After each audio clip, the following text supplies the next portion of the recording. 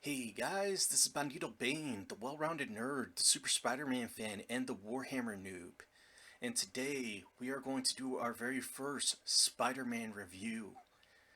It is called Spider-Man Life Story, written by Chip Zdarsky with art by Mark Bagley. Now this is a very interesting take on the Spider-Man mythos. Here we have Spider-Man if he aged in real life. From the time he was 15, bitten by that radioactive spider, to the time when he's an old man. Now, we're going to see many events, such as the Secret War, the night when Stacy died, the symbiote suit, the Civil War, the Clone Saga, and the Superior Spider-Man arc. And also, we have other we'll see other Marvel characters such as Captain America, Iron Man, Mary Jane Watson, Gwen Stacy, Aunt May, Doctor Octopus, the Green Goblin, even J. Jonah Jameson. I'll even review the Spider-Man Life Story Annual, which features James Jonah Jameson in throughout his time in the series. So let's swing into the story, and this is going to be a spoiler-heavy review. So if you don't want any spoilers, please skip to the video, the verdict of the video, and I'll let you know. Just but for the rest of you, let's get down to the brass tacks and see how this story pans out. And remember, with great power comes great responsibility.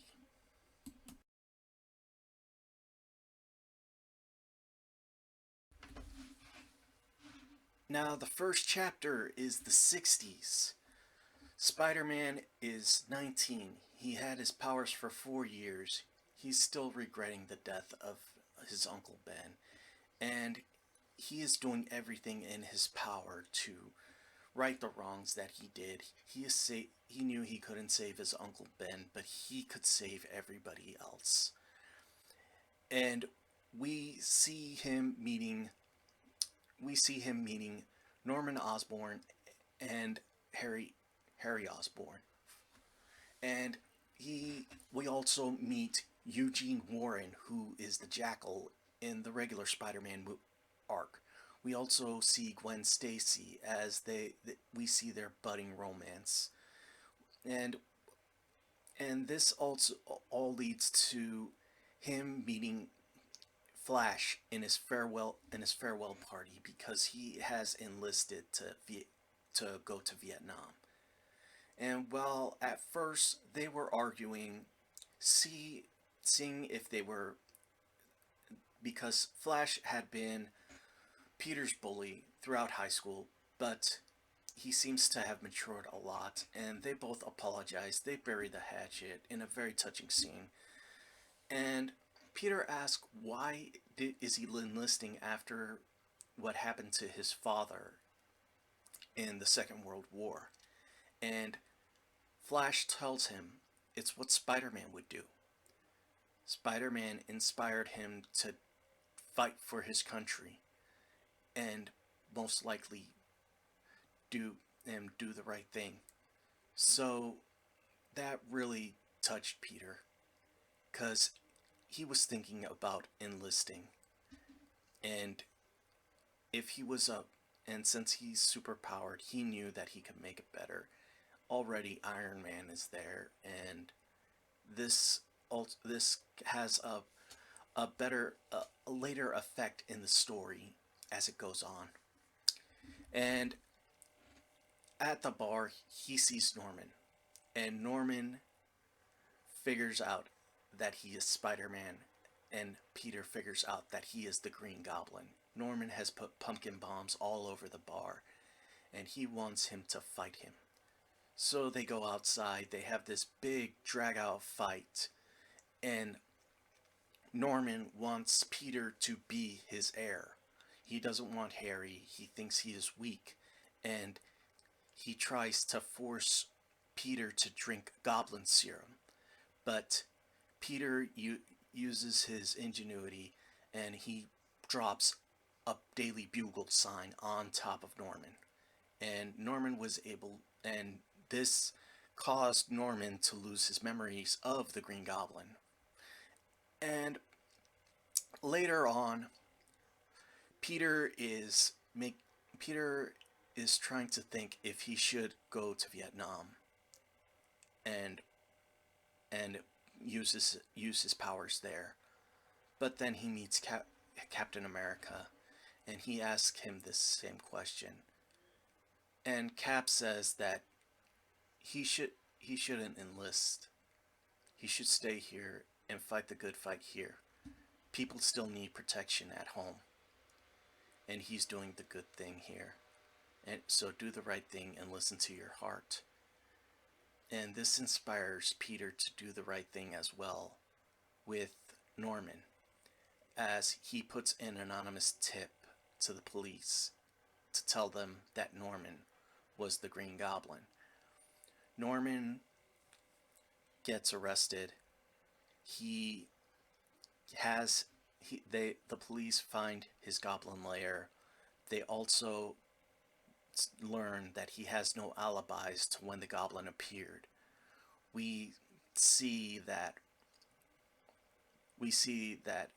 Peter, watching all this, he realizes he forgot that Flash was going to.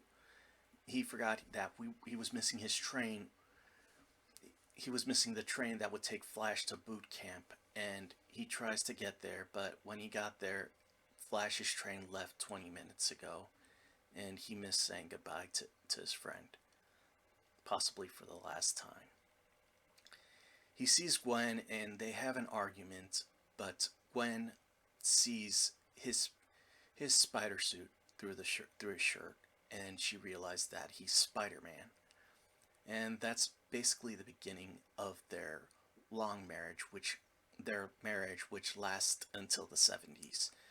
And this issue was very good. It also shows like a precursor to the Civil War, as Captain America is defending poor Vietnamese villagers from U.S. soldiers as they were about to attack them because they thought they were Viet Cong and they didn't understand their language, while Iron Man is just doing things for the United States interest. He's doing everything, and this is like a precursor to what's to come in the 2000s issue. Now, and also we also see a precursor to Spider-Man Lifetime Annual when he takes his pictures of his fight with Mysterio to James Jonah Jameson to get money. James Jonah Jameson is mad at him because it doesn't look like Spider-Man is committing any crimes. But Betty Brant tells Peter that he is under investigation for both the Scorpion and Spider-Man Slayer incident, and this will eventually lead to some bad choices that JJ had done, and it will lead to the events of Spider-Man Annual number 1. But that's all for the 60s. Next issue is the 70s, and what is worse than anything else in the 70s? Disco.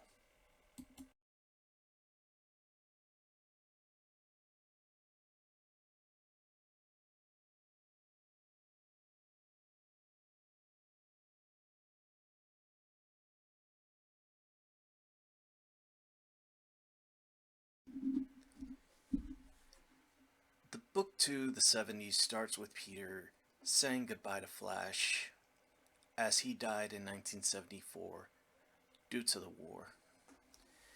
And him and Gwen are now married. Gwen is working for Dr. Eugene Warren at a biochemist lab where they regrow and create limbs like they did with Dr. Connors, while Peter is working with Mr. Fantastic at the Baxter Building. But we see them thinking very different ideals. Peter wants to help people, while Reed thinks that some technology shouldn't be out, because he is thinking more like a mechanical with a mechanical brain. And this also ties in with Fantastic Four life story, because in the 70s Sue had left Reed for Namor. And so while Reed is still struggling with this, Peter actually is trying to live a life with Gwen and trying to be happy. Also working at the Baxter Building is Otto Octavius, also known as Dr. Octopus, who is now married to Aunt May. It was basically his love for Aunt May that made him give up being Dr. Octopus in the 70s, in the 60s, and now he's working in the Baxter Building in the 70s.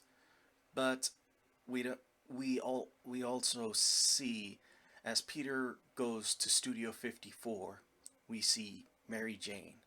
We saw glimpses of her in the 60s, but we never saw her in a big role until now. Now, Mary Jane has become a very popular disco singer, and she is engaged to Harry Osborn, who is still trying to satisfy his father even while in jail. But he's gone into the disco life. He is basically high and stoned and passed out in Studio 54. And while Mary Jane is trying to have Peter loosen up, they have an argument, and Mary Jane reveals that she knows that he is Spider-Man. She had known that he's been Spider-Man since they were 15.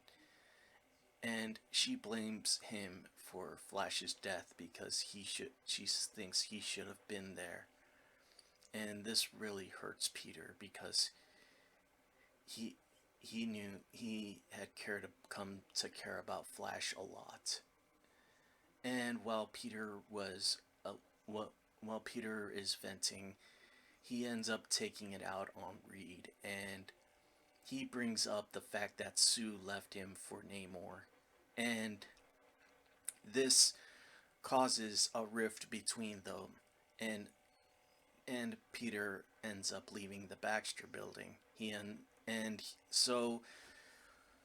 Later in the story, we see a more in-depth look at Harry and MJ's relationship. They are just basically in a loveless relationship. It's basically just for clout, as Harry is the owner of Oscorp, and Mary Jane is this big famous singer, and they basically need each other to show that they are like a typical celebrity couple.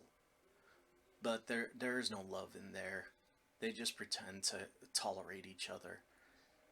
And and and Harry gets a call from his father, and he decides that he goes to take the mantle as the Goblin, but now he is the Black Goblin.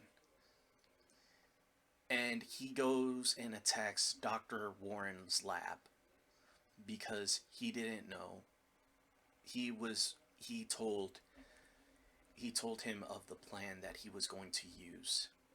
He made clones of Norman Osborn to pin the goblin crimes on him.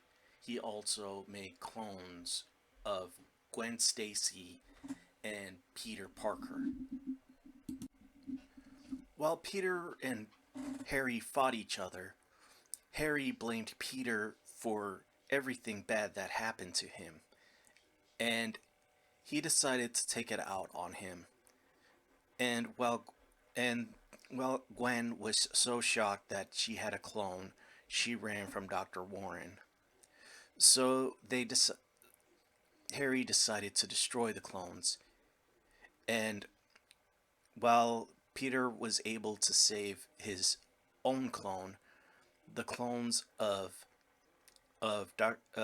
Harry Osborn and Gwen Stacy were killed, but Eugene Warren revealed that the clone the person that Peter married was Gwen Stacy's clone.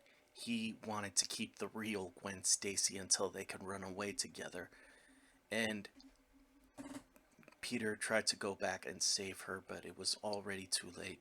Gwen had died, and he was broken.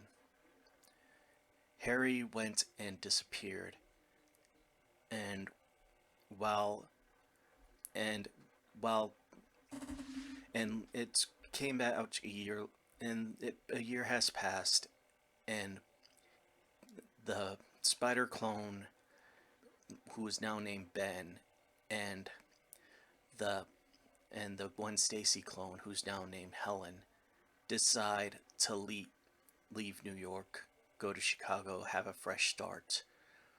While MJ says goodbye to them, Peter is in his room, is in his house, a wreck, because he had just lost his wife. And Gwen, and he tells MJ he has nothing. And this is basically the start, similar to of the night Gwen Stacy died, when she stayed home, when Mary Jane decided to stay home and comfort Peter after Gwen died. So yeah, that is a very touching scene at the end. But we're going. The 80s starts with Mary Jane pregnant, taking care of Aunt May, who's now riddled with dementia, worrying if Peter is coming back. And Peter is at the Secret Wars in Battle World, where the Beyonder has all the superheroes fighting each other for his own entertainment, with many superheroes and supervillains. And this is where we see Peter gain the black symbiote costume. And after it, we see after this section, we see Peter go back home, straight to Mary Jane and his children. The and here we meet Clara and Benjamin Parker, Peter's twin children. And this shows that Peter just wants to be a family man. He is getting tired of being Spider-Man. He's in his 40s.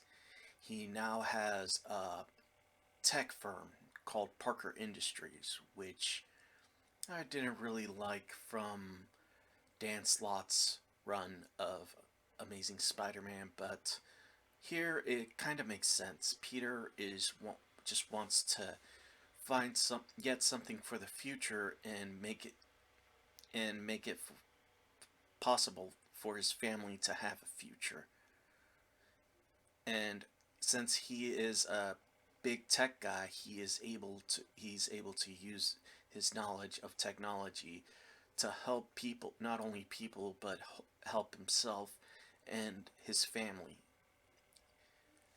And while and we learn that while the superheroes were missing, Russia the Cold War has Russia had Russia launch a couple nukes at the United States, since they were afraid of the superhumans and the arms race, and it still was heavy with the arms race. And we and one of the nukes ended up landing in a small town outside of Pennsylvania, where the Vision tried to stop it, and it seems that he is just intangible from now on. It looks like he is dead to the world, where he cannot hasn't moved one bit since the bomb landed. Peter and Reed had made up in the Secret Wars, and Reed is helping him with the fallout, getting radiation scrubbers, hopefully saving the area from radiation. And that's where they learn that the suit is slowly killing Peter, and it's also amplifying his negative emotions. This drives a wedge between him and MJ because he wants to do the best for his Aunt May, but MJ suggests having her put in a home with professional help, but he's too busy as Spider-Man and as and taking care of Parker Industries. But then there's also a vigilante killing criminals dressed up as Spider-Man. Turns out this vigilante is Kraven, and Kraven is going around showing that he is the better hunter. So he decides to attack Peter. And when they try to destroy when Peter tries to arrest him, he ends up stabbing Peter because he's so surprised that it was Kraven. He left the symbiote suit and didn't want to use it because he realized that it was slowly killing him, and he just couldn't be with it anymore. So he after he was stabbed by Kraven decided to bury him alive. And while Mary Jane is worried where Peter is, the suit breaks out of its capsule and goes to Peter, resurrects him from the dead, or gets him out of the dead, his grave, and he hunts down Kraven, and this is where we see the Venom Symbiote, and it attacks Kraven as he is trying to kill some gangsters, and while all this is happening, Mary Jane uses the safety measure that Peter told her to use in case the suit ever goes out of control, which is a sonic amplifying gun, which since the suit is weak to sonic high pitched sonic frequencies or fire, she uses sonic amplifying gun. But this becomes too much for MJ, and she takes the kids and she leaves Peter. And the comic ends with Peter just being alone with Aunt May. And it is very sad. It's just reminds me of the current Zeb Wells run. Peter's alone, and he's trying to do right with the world. But we'll see how he does in the 90s as we see the return of Ben Reilly.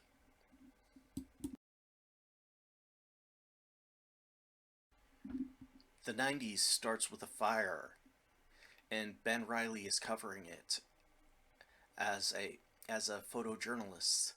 But the person who set the fire turns out to be Dr. Octopus, who has come back to get revenge on Peter and Ben. Now, this is a very interesting turn of events because this is the start of the Clone Saga. And here we have no Kane, no Jackal, just Ben Reilly and Peter Parker.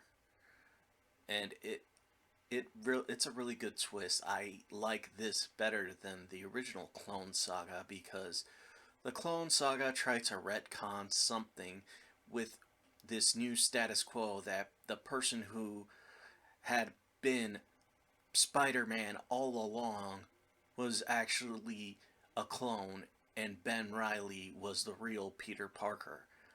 They still have this twist, but they improve on this twist as well, because if you ever read the Clone Saga, you know that Ben Riley was actually the clone, and Peter was actually Peter.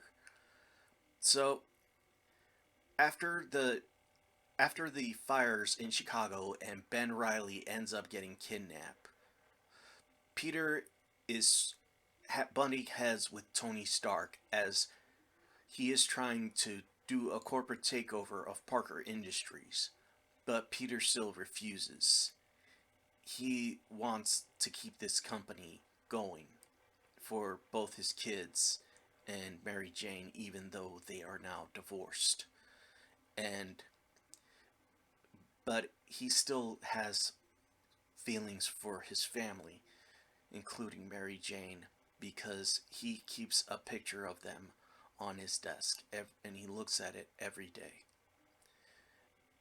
Even when Tony tries to manipulate him by using his kids and his ex, Peter just doesn't put up with it.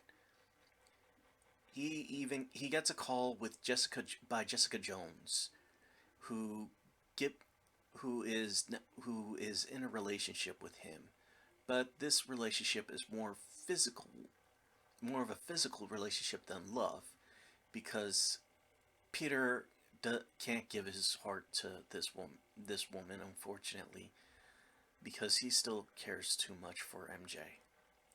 And when Pe- and Peter, while Peter's on patrol, saving a woman from a purse snatcher, Doctor Octopus comes and is trying to he is causing mass destruction.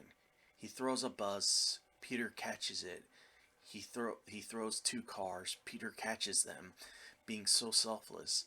But Doctor Octopus is able to capture him, and he takes him to Oscorp, where he had Harry Osborn help him with what he is planning to do. He wants to make a clone body to make himself young again, since he is an old man.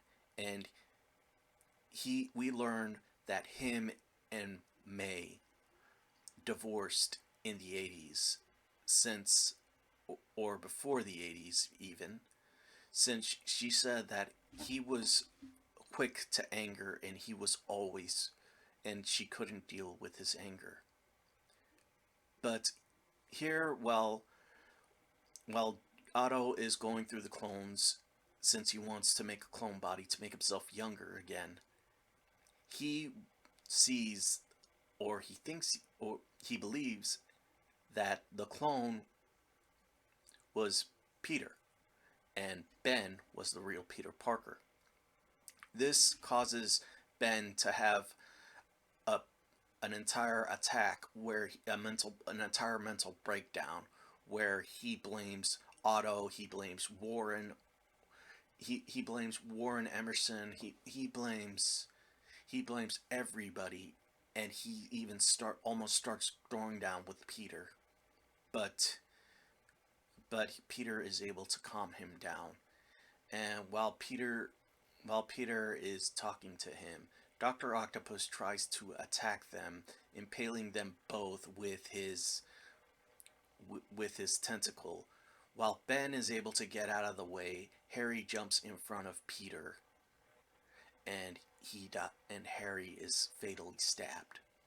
Dr. Octopus becomes mortified of what he has done, and he escapes while Ben goes after him. He gets knocked out by Dr. Octopus. Peter saves him, and while Harry is dying in Peter's arms, he says that he is his best friend, and he was always a failure, but Peter tries to tell him he was never a failure. He said he was glad that he married MJ, and he will always be his best friend. And while after that fallout is that Peter decides to give it all up. Peter gives Ben the Ben Parker Industries and everything while he goes off to do one last thing. He calls Jessica Jones and she tells him what she was doing, what the about the investigation of Norman Osborn, who had been released from prison some years ago, and it turns out Norman had never given up on Peter. He had this internal grudge match with Peter that he just wanted to make him suffer. So he gave told Otto that Peter was Spider-Man. He told Otto of everything of the clones. He told Otto, he even put up fake data to make it seem that Peter was a clone. But Peter figured it out that he was the real Peter Parker and that Ben was the clone. But he just wanted to give it up. He wanted to while Peter gave up everything and gave it to Ben, he confronted Otto. He confronted Norman, and Norman did not know that Otto had killed Harry. He blamed he Norman was so mad that he blamed Peter for it, and he just tried to kill him, even at an old age, that he ended up dying with a heart attack. The comic book ends with Peter mourning for Norman because he was so full of hate that he couldn't see what was in front of him. So he decided to do what Norman couldn't and decide to live his life. He goes to Portland to be with his family and reunite with the love of his life, Mary Jane Watson. And that is how the 90s ends. Next issue is the 2000s, and this is has the John Michael Straczynski run where we meet Mordrin, the Totem killer, and we also see the fallout of the Civil War. Because we have seen a precursor of this back in the 60s, and now we see the end results as it comes out, and we will see how Spider-Man deals with this. We begin the issue of the 2000s with Ben Reilly fighting one of my favorite villains from the Spider-Man mythos, and that is Morlun, the totem-sucking demon who is basically after people with totems. This shows the one of the things that I love about Marvel is that they can come back with such classic villains and give them a new spin. But Morlun is basically the same as he premiered back in the early 2000s by J. Michael Straczynski, one of my favorite Spider-Man writers. So Ben dies and his identity is revealed, and around that time, the Civil War or the Superhuman Registration Act is occurring, and this is all done by the new Secretary of Defense, Tony Stark, aka Iron Man. And while this is going on, Peter is in Oregon, living with his family, trying to convince his daughter Clara to go to college. Well, and then Benji comes in, tells him that Ben was killed. Peter learns that it was the same thing that Ezekiel told him, that he was the spider totem and that he would be targeted by Morlun. At first, Peter wants to protect his family by running, going somewhere and have Morlun chase him. But instead, his daughter Clara beca- tells him to go and fight confront Moreland in New York, and maybe even take back his company. Now, I like Clara. She is like the Mayday of this series. And a lot of people who don't know, is also the amazing Spider Girl. And fortunately, she is now officially canon. But, eh, Zeb Wells likes to tease us. And we're we're gonna have to wait a long time before Mayday can make her 616 premiere.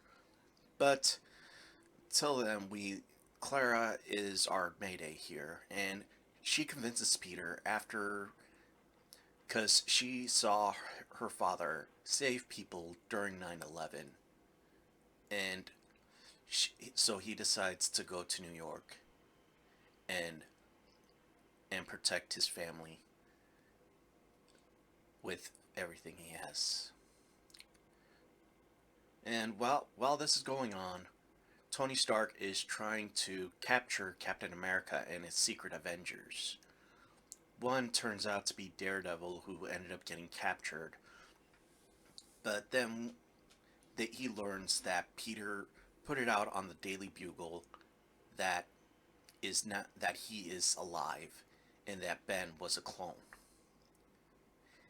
And I like this that he goes back to the newspaper company that he worked for, and that Betty Brandt, the secretary of the former editor in chief J. Jonah Jameson, is now the editor in chief.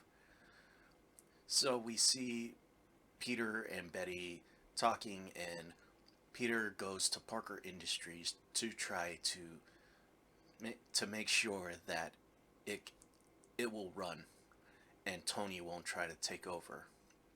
But then Tony confronts him, and he tells him to think of his family, think of his children.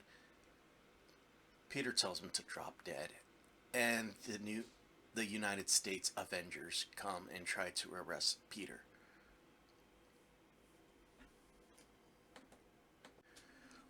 While this is happening, Mary Jane is at home worried that Peter may not come back. But unfortunately for her and the children, Moreland comes to them. And when he tries to get his family, it is revealed that not only Clara inherited Peter's powers, but also his son, her twin brother Benji, and they fight Moreland while they're protecting their mother.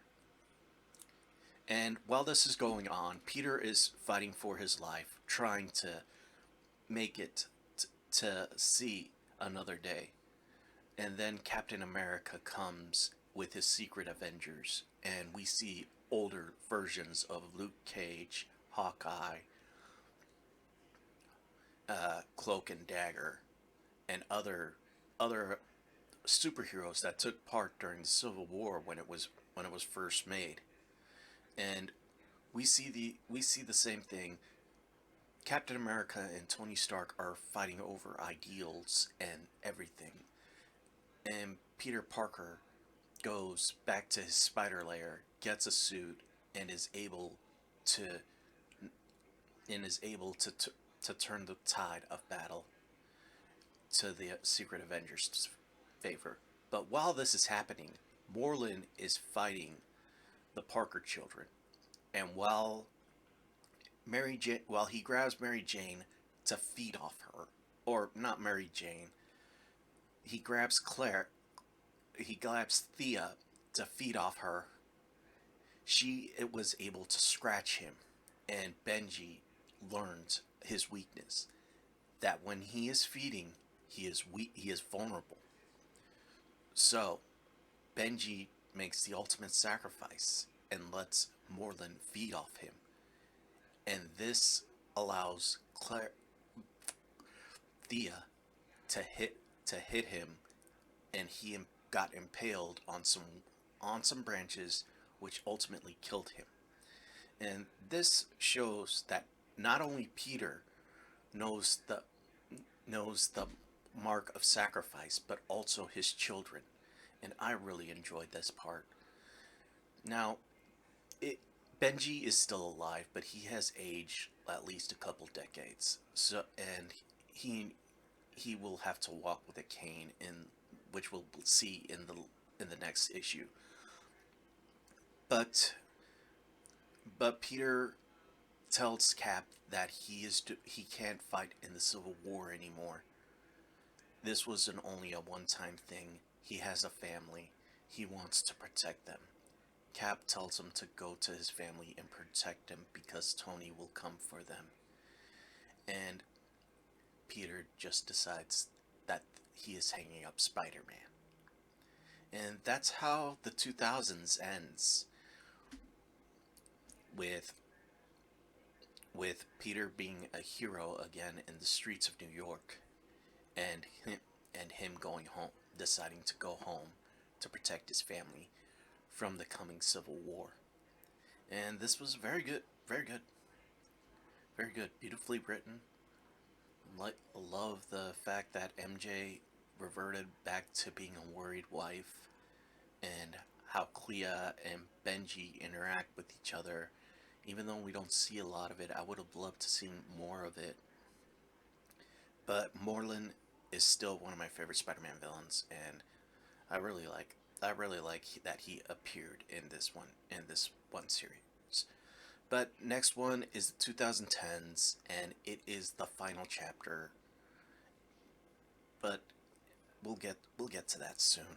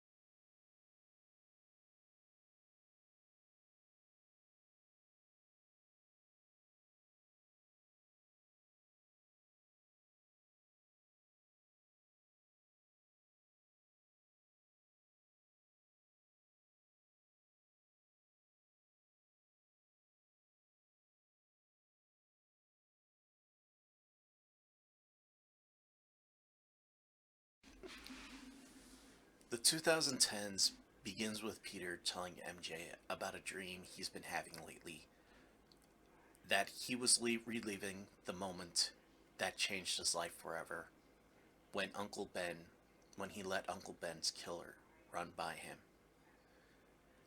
And she tells him that other people's dreams are boring. Tell her when she's back safe and sound. Peter teams up in this issue. Peter teams up with Miles Morales to basically save the world one final time. Peter has been in hiding, but he has been brought back into the fold of superheroes after the Civil War had ended, and Doctor Doom, had taken over the world. Basically, he made it so that people were tired of superheroes. Many of them were captured, others were killed. But we have other superheroes ready to take up the mantle. Miles Morales is one of them. Kamala Khan is mentioned, and even Clea, who now goes by Spider-Woman or Spider-Girl. I don't know which one, they didn't mention it. Benji is still there, but he is a technical advisor, since he may be the same age as Thea. He is now in his 50s, or in his, yeah, probably 50s. So he's an old man now. Peter says goodbye to his family and leaves to stop the Doom engine, which powers all of Doctor Doom's technology through space. Him and Miles decide to use a stolen Latvarian shuttle to go there. And while they're there, they will stop the Doom engine, make sure it's destroyed, set a self-destruct sequence, make sure it's destroyed, and possibly free the people from Doctor Doom and the technology he has right now. While he's there, him and Miles go through the space station. They make sure it's fine. It's fine, but then they are assaulted by one of Peter's classic enemies, and one of my favorite enemies. And what I forgot to mention, at the end of the 80s with Kraven's Last Hunt, when the iconic scene when Kraven committed suicide, it ended up turning into something else, as the symbiote decided to bond with Kraven, and he was going to hunt Spider-Man. So now Kraven is on board, or Venom Kraven, and this is a very, very awesome take on the character. It's an amalgamation of both Kraven the Hunter and Venom, and him and Peter have a fight. Miles ends up coming in, but Miles makes a few things slip, and when they destroy Kraven Venom, it turns out that Venom, the symbiote, was the only thing keeping him alive. He was already dead for decades. And as the symbiote was sucking the life out of him like a parasite, it was his hatred for Spider-Man, the need to hunt him, that made him continue to fight as Venom.